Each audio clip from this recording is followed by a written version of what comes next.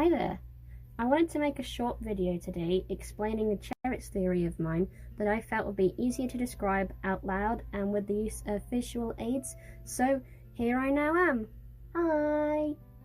This is my first original Cheritz theory, so it's a bit exciting. This theory concerns the timeline of Nameless and also explains how the whole game even works.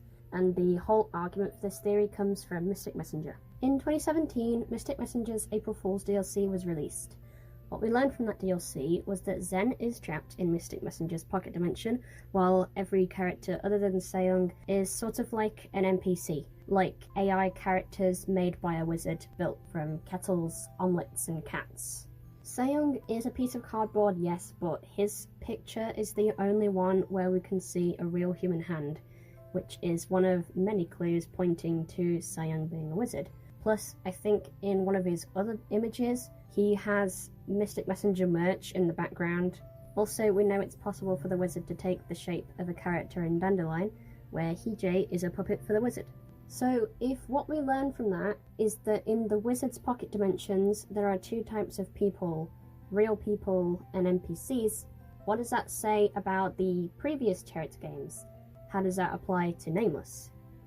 My theory is that the real people in Nameless include Nameless himself, the wizard, Eri, and the dolls. Sometimes. In the very first scene of the game, Eri finds herself in a blank space with Nameless and the wizard. I used to think that this scene was just a magical dream that Eri had, but upon further analysis, this is probably the creation of the pocket dimension. The only things that exist in this blank canvas sort of space are the things that already existed before it. Eri, Nameless, and the wizard, as I previously mentioned, so this is how we know that the three of them are real people. I believe that the Nameless roots are not timelines happening parallel to each other, but are linear, one after the other. Eri falls in love with a doll, then her memories are erased, time is rewound, and she starts on the next until she collects all of the heart pieces. The more memories she makes, the more memories get erased, the more deja vu she experiences, the more she remembers the previous roots. From the doll's perspective, they fall in love with Eri, then she disappears, along with everyone else, then they wander around in the empty world until they all meet each other and save Eri from Nameless. How do we know that the dolls are real people? Well, here's what I think. At the end of each route, Eri isn't the one to disappear, but the dolls are.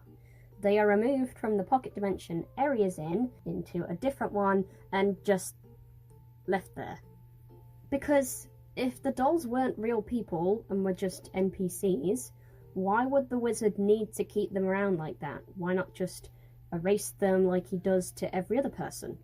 He can easily just snap other people like Soy and Shinbi out of existence, along with every single other person on Earth, so what's so important about the dolls? Why keep them around in a different dimension? They're real. If they were a part of the pocket dimension the wizard had created, he could just uncreate them, or change them to suit the root's narrative, but he doesn't do that. They have to be real. Okay, so if I'm arguing that they're real, you might be wondering why the hell I said they're real only sometimes. I'll explain. My theory claims that the dolls are only real in their own route. So, for example, Eri first of all dates Lance, then he is removed from her dimension and is replaced with an NPC Lance, while the NPC Yono is replaced with the real Yono. Yono goes through the same thing, etc., until the end of the game. Here's why I think that. Again, I'm going to bring up the fact that they were dropped into a different dimension with no one there. If every doll and every root is the real them, why do we only see the version of them that remembers their own root in the empty dimension? Because if Lance is real in his root and is also going to be real in Yono's, that means that the wizard must have kept Lance in the main dimension and just erased his memories of his own root. But no, we don't see that. There still has to be a Lance that remembers his own root to be in that empty dimension. So there's point one. Point two is that the dolls don't show any effect of getting their memories erased across the roots. If they're real in every route, then their memories have to be erased along with Eri's every time that time is rewound. But Eri, Nameless, and the wizard are the only ones to have any awareness of what's already happened in the game. If we count every bad ending, that means that memories would have to have been erased at a minimum of 23 times. Eri showed signs of deja vu after just a minimum of 12 memory resets. If the dolls are real and their memories also get erased at the end of every route, then it's odd that they don't get deja vu like Eri does. The most likely explanation is that they only got their memories erased after each bad ending, so their memories would only have been erased a minimum of between 2 and 5 times. Even if we don't count the bad endings, then Eri started showing deja vu after just 3 resets. They don't show any signs at all. I'm sure if their memories had been erased just as many times as hers, they'd show some kind of evidence, but they don't. I am aware that there is one bad ending in which Tay can be interpreted as having remembered his own route in Red's bad ending, but since this is coming from Tay, I really would elect to take everything he says with a grain of salt. Tay's grip on reality is quite loose and he can be influenced by delusions. Plus, this is the only time something like this happens in the game, and it's not that concrete of a counter-argument, so I'm not going to say that this disproves the theory.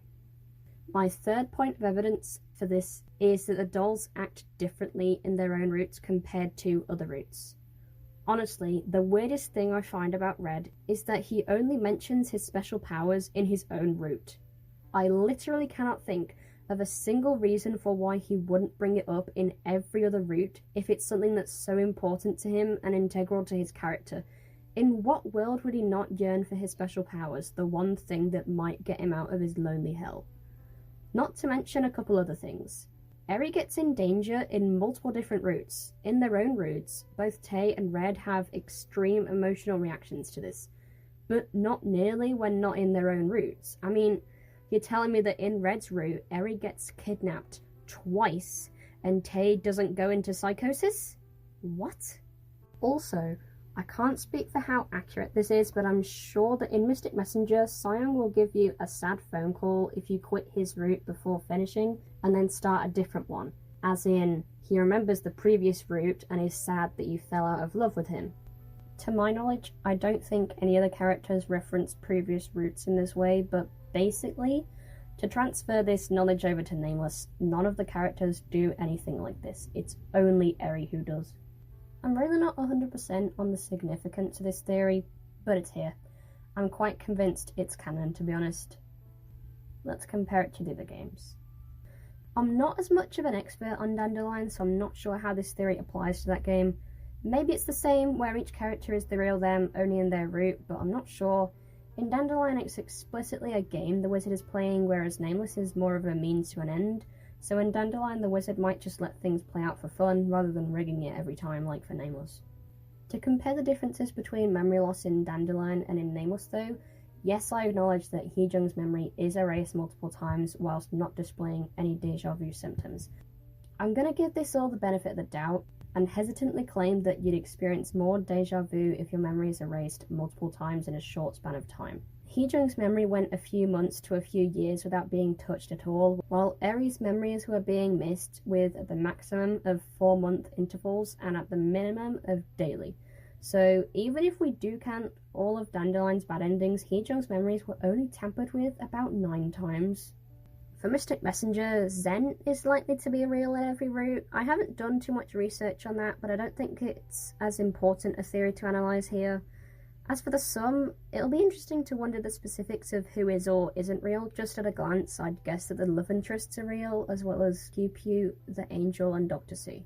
So, just to recap, we're dealing with just 3 different dimensions at a time, each timeline or route separate to each other. Nameless and the wizard are sitting in the dimension of the abandoned toys room, or the ATR, watching Eri in her pocket dimension interacting with her dolls. The dolls are real, made human from their own doll bodies, and are likely stored in a parallel empty dimension.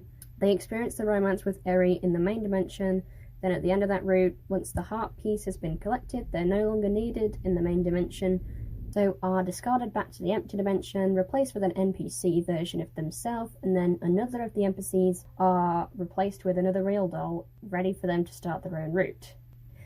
Once all the heart pieces have been collected, the main dimension is turned into a dimension that Nameless can reach her in, and all of the dolls are chucked into the empty dimension, only to find a way into the main dimension and save Eri instead.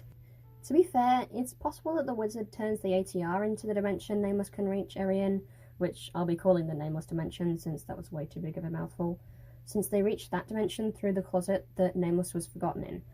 Alternatively, this could actually be evidence to the contrary, since the ATR can only be accessed by an abandoned doll or their owner, implying that the place that they're in isn't actually the ATR.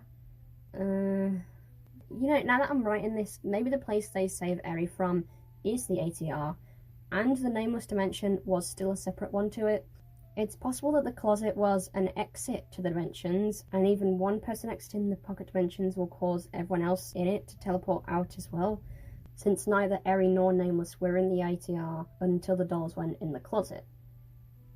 I like this theory, that the closet is an exit to all of the pocket dimensions because it physically was an exit from the ATR to the real world. From here was where all of the pocket dimensions were created, so from there is the exit. But does that mean that at the end of Nameless, everyone returns to the real world? Or that they just go back to the pocket dimensions? I'm not sure. I'd have to think about it a lot more, but I think that the fact that Eri doesn't seem to remember the closet in Secret Ending 2 means something. I'm gonna guess for now that they go back to a pocket dimension. The fact that she doesn't remember the closet means that her memory was erased again, right? The wizard understood that Nameless's wish wasn't fully granted because his owner was taken away from him before he could even fully enjoy being around her again, so he gave him another chance and let him meet his owner again. The exact circumstances around this aren't clear, but we do then get the CG with Nameless and all the dolls too, so they must no longer be that hostile towards each other. However, this is the exact same CG from Red's route, just with Nameless pasted in. What's the in-universe explanation for this? That everyone's memories were erased and they did Red's route again, but with Nameless? Is that what this means? That means my Secret Ending 3 fic is inaccurate. Screw this, Cheritz, I'm done with thinking for today. Peace.